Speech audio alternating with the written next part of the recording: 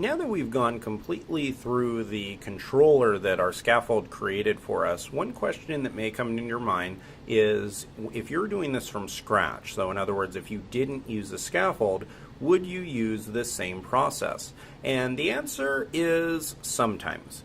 The words that are used here, index, show, new, edit, create, update, and destroy, these actually are very special reserved words inside of a Rails controller. So if say that you wanted to build this from scratch and not use a scaffold, it would be possible for you to do that. I mean, we're going to go through and do it in the next section actually, but also it's important to know that these words are very special, and part of the reason comes from something we're going to cover next, which is the routing system.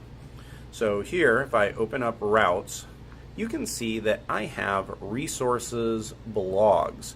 Now, you may wonder exactly how in the world this is working, because you saw we have all kinds of routes in our application. We have routes for showing, we have routes for editing, we have everything you could imagine, a new blog, everything like that. So how can we get that out of one word, resources? And the reason for this and how this is possible is actually pretty cool. I'm going to stop the Rails server here, hit clear, and whenever you want to know what routes are available to you, you can just type in rake routes.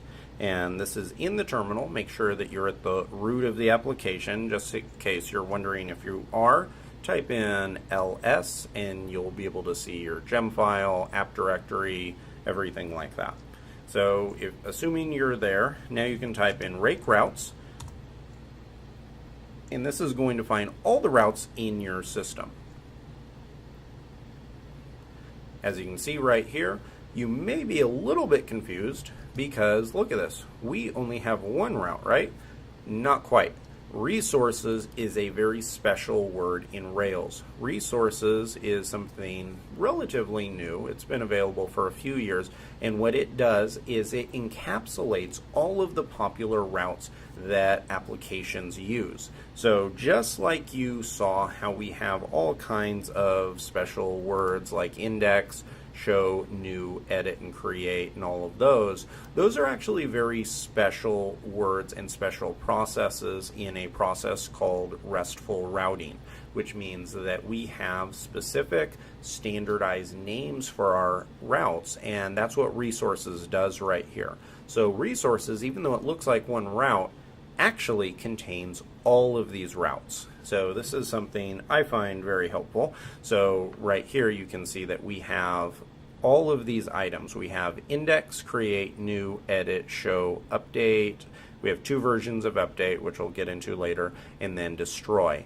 And then these have the controller in action. So once your application gets big, like ours is going to get eventually, you're going to have dozens or possibly even hundreds of routes. And the way that you can tell what the route is for is by looking at all these data items here. So here we know that this is associated with our blogs controller on the index action. This tells us that the URI pattern, which means this is what you type in into the browser, is blogs, and here it says this is mapped to the blogs index.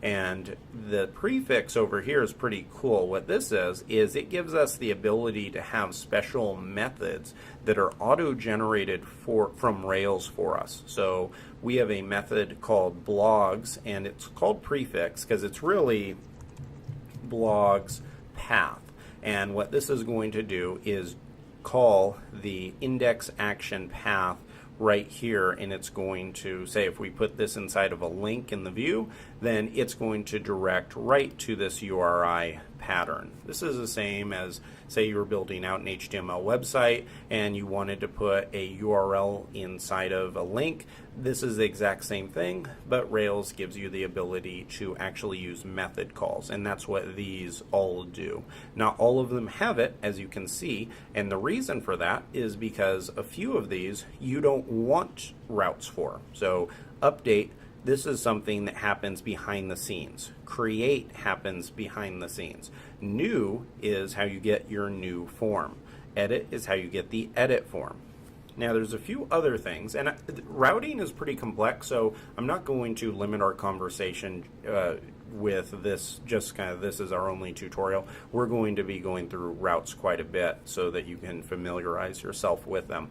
But just one last thing on routes, you may notice this little colon ID, and what this is this means that the URI pattern is actually expecting an ID. So when it says blogs/ID/edit, what this means is that it's going to look at, let's say that we have a blog with an ID of 3 we want to edit. It's going to go blogs/3/edit. And we can test this out by starting the application up again by typing Rails S, coming back here, hitting refresh.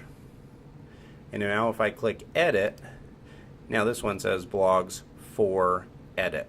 This one down here says blogs 7 edit.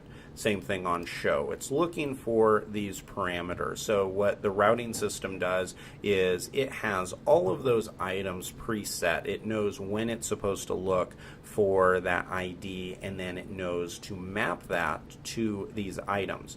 Now technically you could do all of this from scratch, and there are times when you'll need to do that.